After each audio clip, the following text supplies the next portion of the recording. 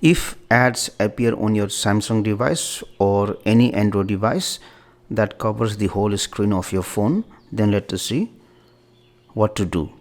Now the main reason behind this one is because of the freeware application or the malware application that you have recently installed from Google Play Store.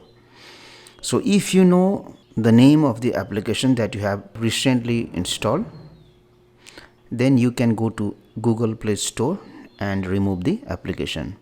In case if you don't know which application you have installed recently, then you have to install this application, Smart App Manager.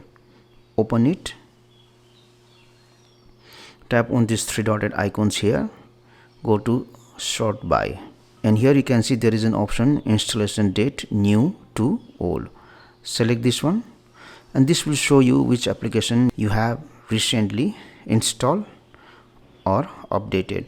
For me, I have installed this application Signal.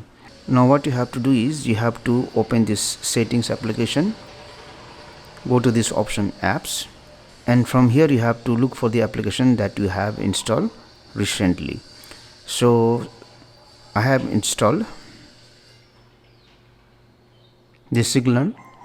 I will open it and then I can select this option on install.